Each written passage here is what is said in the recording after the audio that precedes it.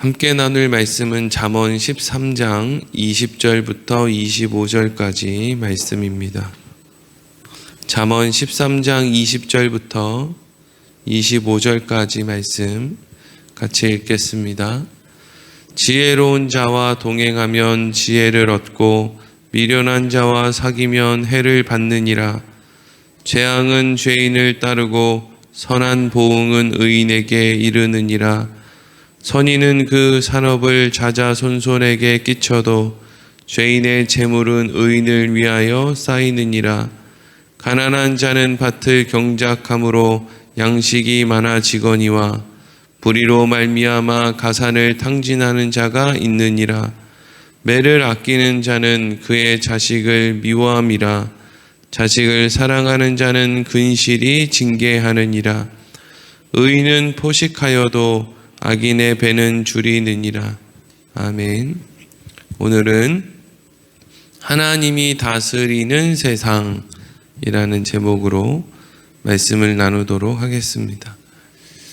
하나님께서 이 세상을 창조하시고 아담과 하와를 만드신 이후에 아담과 하와에게 모든 좋은 것을 다 허락해 주셨습니다.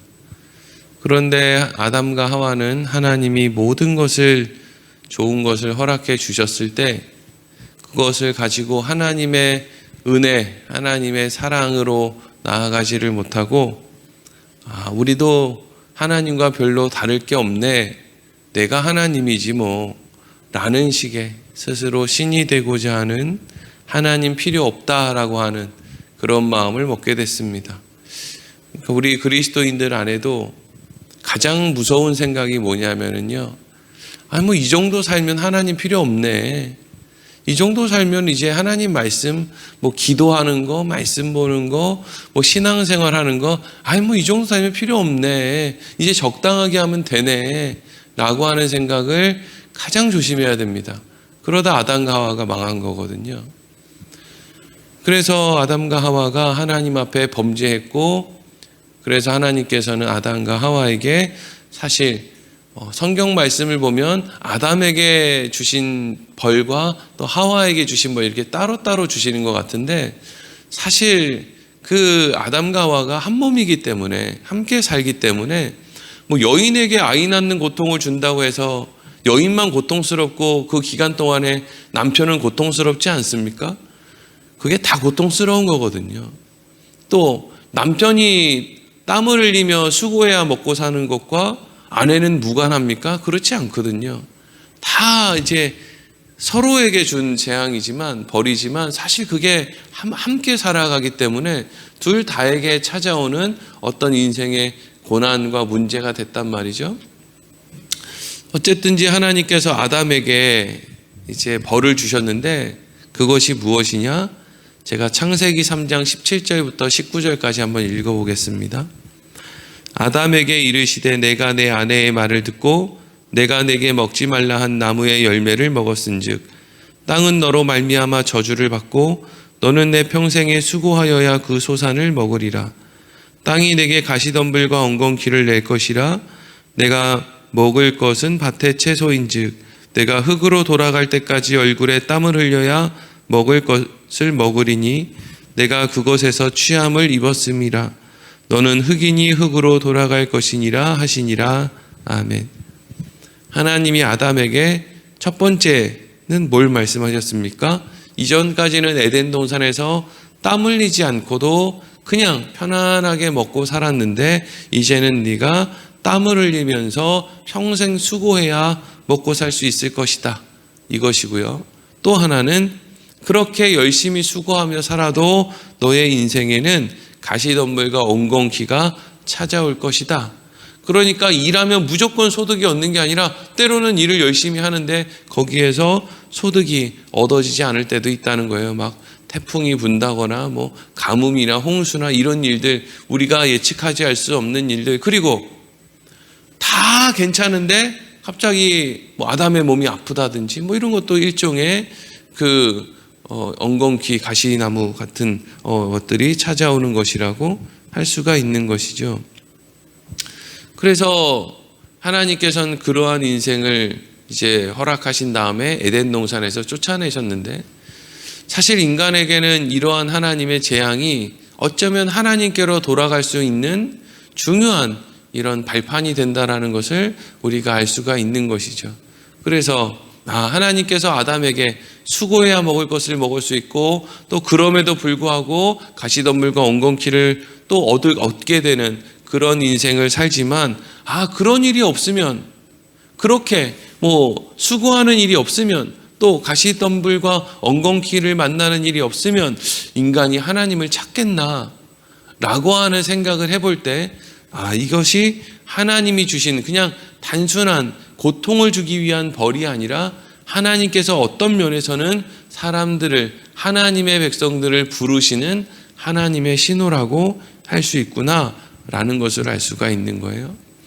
오늘 잠언 말씀 앞에 이런 이야기를 하는 이유는요, 우리가 잠언의 말씀을 이렇게 나누다 보면 사실 잠언 안에 있는 지혜의 말씀은 우리가 처음 듣는 이야기, 모르는 이야기는 없습니다.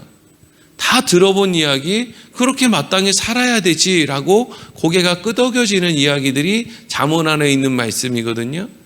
근데 그것이 왜 우리에게는 지혜의 말씀인데, 그것을 알고 있는데 자꾸 우리에게 반복해서 잠언의 말씀이 가르쳐주고 있어요? 아는데 안 하기 때문이죠. 그러면 생각해 보자고요. 왜 사람들은 그것이 지혜의 말씀이라는 것을 아는데 그것에 따라 안 삽니까? 하나님의 말씀이라는 걸 알고 성경은 하나님의 말씀이야, 그러니까 조심스럽게 대해야지, 이렇게까지 생각을 할 정도면 그 말씀대로 살아야 되는데 왜 그 하나님의 말씀대로 안 삽니까? 바로 이것 때문이죠. 가시덤불과 엉겅퀴 때문이에요. 우리 인생의 지혜를 따라 살아도 우리 인생의 가시덤불과 엉겅퀴가 찾아온단 말이에요. 하나님 말씀대로 살면, 하나님 말씀대로 살면 무조건 우리 인생 가운데 근심 걱정이 없다.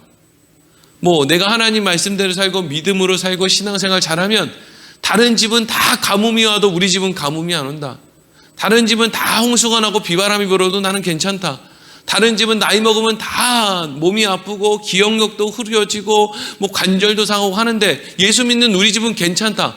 그러면 다 하나님 말씀대로 살죠. 근데 문제는 뭐냐 하면, 예수 믿는 집에 있는 사람이 예수 안 믿는 집 사람보다 더 아플 때가 있다는 거예요.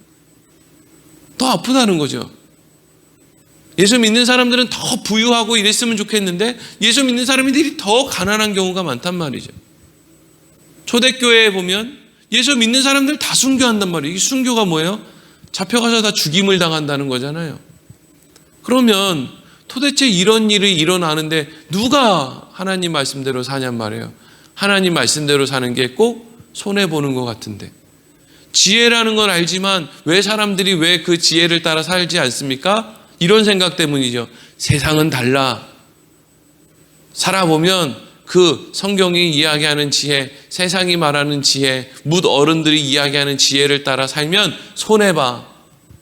그러니까 인간의 방법으로 편법을 쓰고 교묘하게 사는 게 그게 지혜야.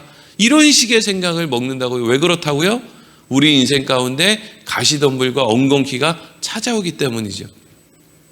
하나님의 백성, 하나님의 자녀들은 이런 가시덤불과 엉겅퀴와 같은 일이 찾아오면, 하나님, 이 세상은 이렇지만 그럼에도 불구하고 나는 하나님의 살아계심을 알기 때문에 어쨌든지 하나님의 말씀으로 살겠습니다. 우리에게 자비와 긍휼을 허락해 주세요. 이리로 가는 사람들은 어떤 사람이에요? 하나님의 자녀들. 하나님의 아담과 하와에게 주신 그 벌의 원뜻에 부합하는 사람들. 그래서 가시덤불과 엉겅퀴 때문에 하나님께로 돌아가게 되는구나. 이게 하나님의 자녀들이고요. 그 외의 사람들은 그냥 그래, 가시덤불과 엉겅퀴 투성이니까 내 맘대로 살아야지, 이리로 이제 가게 된단 말이죠. 그런데 중요한 것은 하나님께서는 이 세상의 모든 사람들을 다 책임져 주시는 게 아니라는 거예요. 하나님이 이 세상의 모든 사람들을 다 책임져 주신다라면 이 세상의 모든 사람들은 다 예수 믿고 죽어야 되지 않습니까? 먹고 사는 거 이런 거 말고요. 공기를 공평하게 나눠주시고 햇빛을 공평하게 나눠주시고 이런 거 말고, 그거보다 더 중요한 거 말이에요. 모든 사람들을 하나님이 다 책임지신다라면 이 세상의 모든 사람들은 다 예수를 믿어야 되거든요. 근데 예수 믿고 죽는 사람들이 많습니까? 예수 안 믿고 죽는 사람이 많습니까? 예수 안 믿고 죽는 사람이 훨씬 더 많습니다. 그러니까 하나님은 어떤 사람만 책임져요? 하나님의 자녀들, 하나님의 부르심에 반응하는 사람들, 예수 그리스도를 믿어서 예수 그리스도 의의 옷을 입고 하나님 앞으로 나아가게 될 사람들, 이 사람들을 하나님이 책임져 주시는 것이거든요. 그러니까 성경에 나오는 말씀, 사람들은 야, 성경 말씀대로 살면 너 잘 못 살아. 그거는 그냥 성경에나 있는 이야기지. 그것 따라 살다가는 망해. 이런 식으로 생각하는 사람 말고요. 하나님은 어떤 사람을 책임져 주십니까? 하나님은 어떤 사람의 역사를 다스립니까? 하나님, 우리 인생 가운데 가시덤불과 엉겅퀴가 올지라도 우리 인생의 정답은 하나님의 말씀밖에 없습니다. 세상 사람들이 지혜를 다 등한히하고 안 지켜도 우리는 그것을 한 마음으로 지키겠습니다. 하나님의 살아계심을 알기 때문입니다. 이 길을 가는 사람들을 하나님이 어떻게 하시느냐? 책임져 주신다는 거예요. 자, 그래서 오늘 본문 말씀을 좀 보겠습니다. 20절, 21절입니다. 시작. 지혜로운 자와 동행하면 지혜를 얻고 미련한 자와 사귀면 해를 받느니라. 재앙은 죄인을 따르고 선한 보응은 의인에게 이르느니라. 아멘. 지혜로운 자랑 동행하면 지혜를 얻고 미련한 자랑 사귀면 해를 받고 심은 대로 거두고 뭐 이런 이야기를 하고 있죠. 재앙은 죄인을 따라가고 선한 보응은 의인을 따라간다. 뭐 이런 이야기예요. 근데 이런 이야기를 하면 사람들이 어떻게 생각한다고요? 꼭 그런 건 아니야. 뭐 세상 안 살아봤어? 꼭 그런 거 아니라고. 이게 뭐 세상 일이라는 게 오히려 그냥 나라에서 시키는 대로 안 하는 사람들이 돈 벌고 나라에서 시키는 대로 하는 사람은 다 망하는 거야. 뭐 다 그런 거 아니겠어? 근데 여러분, 여기에는 한 가지 중요한 우리가 알아야 될 내용이 있는데, 그것은요, 항상 심은 대로 거두는 법칙에는 시간이 필요하다는 것이죠. 시간이 필요하다는 거예요. 어떤 시간이요? 우리는 봄에 심으면 가을에 거둔다라고 생각하는데, 그것이 이제 자연의 질서라고 생각하는데, 그걸 누가 정했습니까? 하나님이 정한 거죠. 그러니까 여기서 시간이 필요하다는 것은 그 시간의 주관자가 누구라는 거예요? 하나님이라는 거예요. 지혜로운 자와 동행하면 지혜를 얻는다? 그 지혜를 얻는 그 때가 있어요. 근데 그 때를 누가 정한다는 거예요? 하나님이 정한다는 거예요. 미련한 자와 사귀면 해를 받는다? 미련한 자와 사귀자마자 해를 받으면 누가 미련한 자랑 사귀겠습니까? 그런데 그것도 때가 있다라는 거예요. 하나님이 다스리시는, 하나님이 통치하시는 때가 있다라는 것이죠. 그래서 22절, 23절 이어서 읽겠습니다. 시작. 선인은 그 산업을 자자손손에게 끼쳐도 죄인의 재물은 의인을 위하여 쌓이느니라. 가난한 자는 밭을 경작함으로 양식이 많아지거니와 불의로 말미암아 가산을 탕진하는 자가 있느니라. 아멘. 선한 사람의 산업을 자자손손, 선인은 그 산업을 자자손손에게 끼친다. 죄인의 재물은 의인을 위하여 쌓인다. 여러분, 이것 또한 당장에 일어나는 일들이 아닙니다. 사실 인간이 보장할 수 있는 일도 아니고요. 선인이라고 해서 그의 산업을 자자손손에게 끼칠 수 있나? 아니요. 그거 누가 보장할 수 있습니까? 죄인의 재물이 의인들을 위해 쌓여간다고요? 그거 보장할 수 있나요? 우리는 그거 보장할 수 없죠. 그런데 하나님의 때에 하나님의 방법으로 반드시 이러한 일들이 일어나게 된다 하는 것이죠.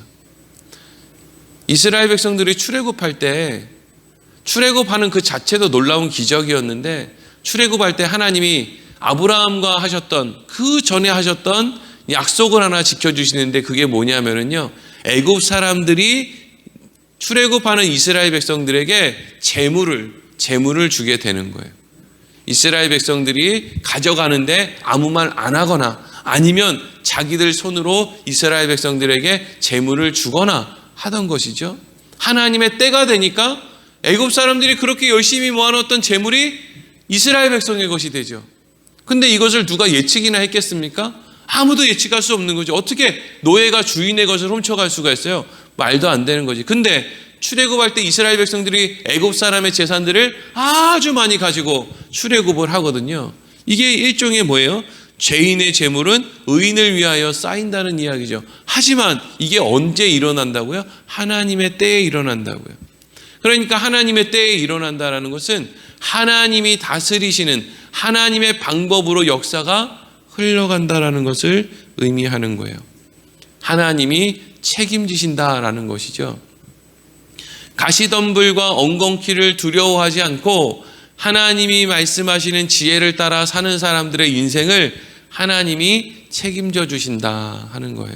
이건 하나님이 책임져 주시는 인생을 살리면 우리가 결단하고 이렇게 살아야 돼, 이걸 이야기하는 게 아니라 그냥 자연스럽게 그 길로 가는 사람들, 하나님의 은혜의 자리로 가게 되는 사람들, 손해를 마다하지 않고 그 길을 가게 되는 사람들이 있는데, 마치 목자의 소리를 듣고 그 소리를 따라 움직이는 양들과 같이 목자의 음성이, 목자의 말이 뭔지를 알아야 갈 거 아니에요. 근데 그 목자의 음성을 따라 쫓아가는 양들을 목자가 책임져 주시는 것과 같이 그러한 인생 가운데 세상으로 나아가지 않고 하나님 안에서 하나님의 지혜를 따라 사는 사람들, 그런 사람들의 인생을 하나님이 책임져 주신다는 겁니다.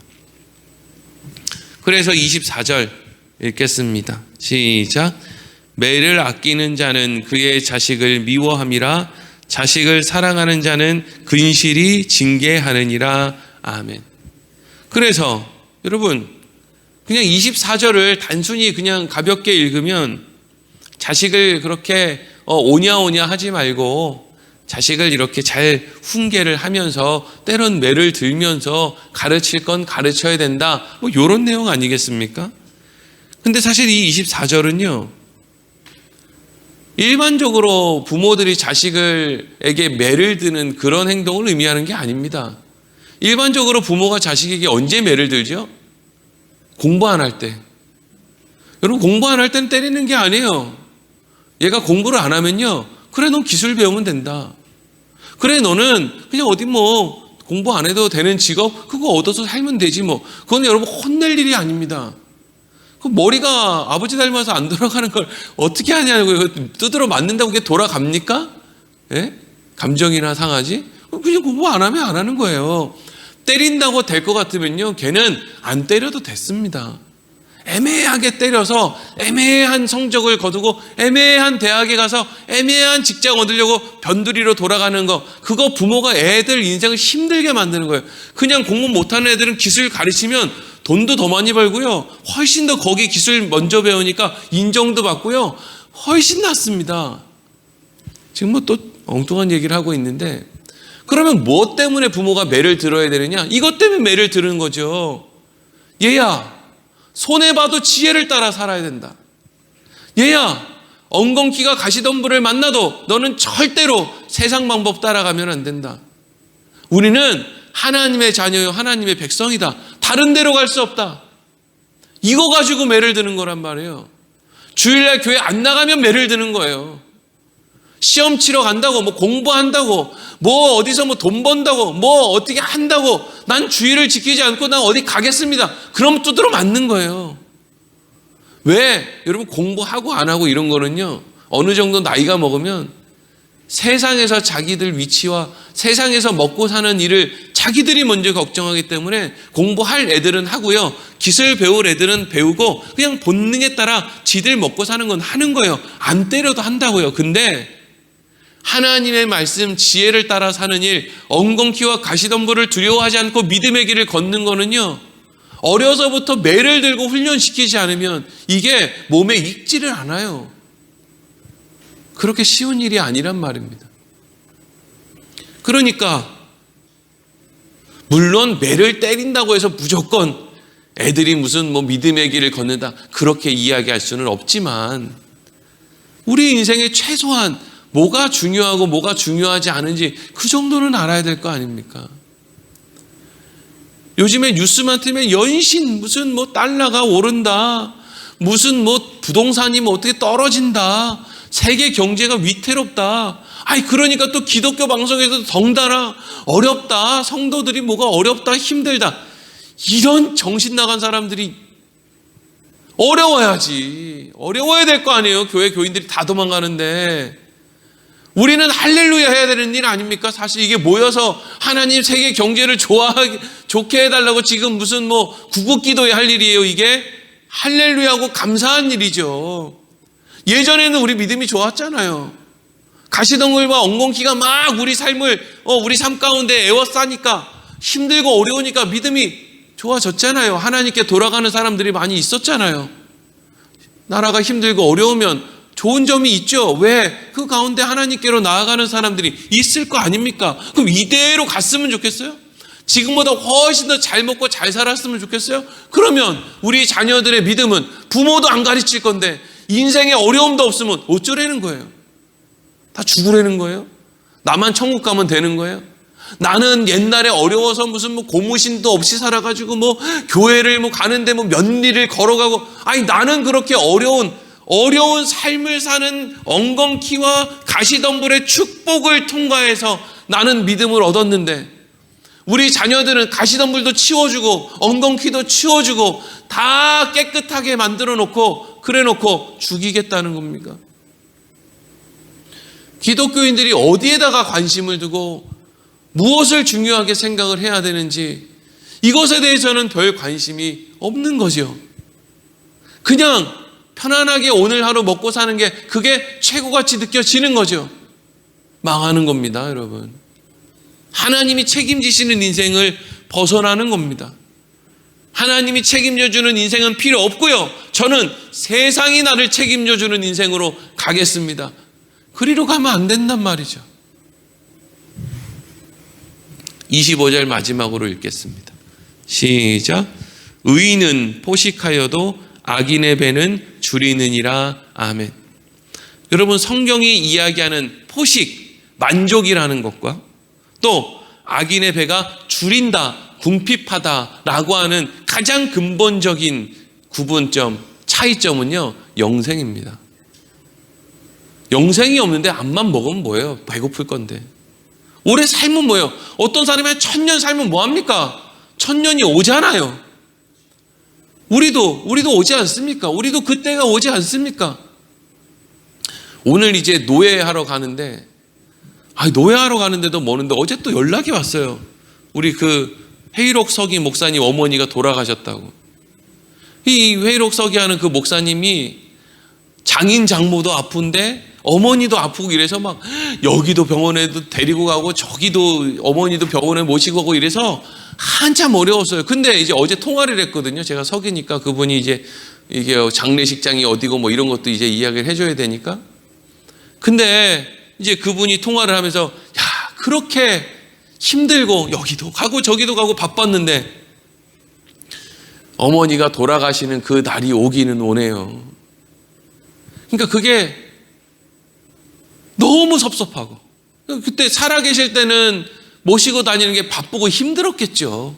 근데 언제까지 내가 이거를 이렇게 하며 사나? 벌써 몇 년이 넘었던 계속 그렇게 사신 거거든요. 몇 년째 그렇게 바쁘게 힘들게 살았는데, 그런데 어떻게 됐다는 거예요? 결국 그때가 오긴 오네요. 결국 그날이. 이게 무슨 뭐 해방되는 날이 온다는 게 아니라, 그때 좀 더 잘할 걸, 좀 더 따뜻한 마음으로 해드릴 걸. 부모님이 결국 때가 되니까 돌아가시는 때가 오기는 오는구나. 1000년 만년 살아도요, 때가 옵니다. 그게 여러분 어떤 인생이에요? 악인의 배는 줄이느니라. 이게 바로 그거예요. 영원히 줄인다고요. 영원히. 하나님 없는 인생을 산다고요. 의인의 인생은요, 어떻게 한다고요? 만족이 있다고요. 포식한다고요. 근데 우리는 영혼을 준비해야 될 그 교훈을 매를 들고 자녀들에게 교훈하는 것이 아니라 그냥 이 짧은 궁핍을 보장받을 수밖에 없는 그런 인생을 사는데 늘 매를 들고 그렇게 공부를 하니 안 하니, 뭐가 넌 어떻게 할 거니 말 거니 바보니 어쩌니, 이걸 가지고 그것을 이제 아주 그냥 몸부림을 친단 말이죠. 여러분, 하나님이 다스리시는 세상, 하나님이 책임져 주는 인생, 우리가 그러한 인생이 되기를 소망합니다. 그래서 오늘 내가 믿음의 문제로 자녀들에게 잔소리를 하고 있다면, 다 큰 자식들 때릴 수 있어요? 때려도 소용이 없지. 내가 지금 믿음의 일을 가지고 눈물로 하나님 앞에 기도할 수 있다면, 내 인생의 지혜를 따라 살고자 하는 마음이 다 그 길로 안 간다 그래도 나는 그 길로 가고자 하는 마음이 내 안에 있다면, 세상은 망해도 나는 이 세상 사람들이 믿음의 길로 가는 것이 훨씬 더 중요하다고 생각해 라는 마음이 우리 안에 있다면, 우리는 하나님의 통치 안에, 하나님의 책임져 주심 안에 살아가고 있는 겁니다. 우리가 그 마음으로 오늘 하루도 의심하지 않고 마땅히 가지고 있는 그 생각, 담대한 마음으로 생각하고 밀어붙이고 그렇게 용기 있게 살아가기를 소망합니다. 기도하겠습니다.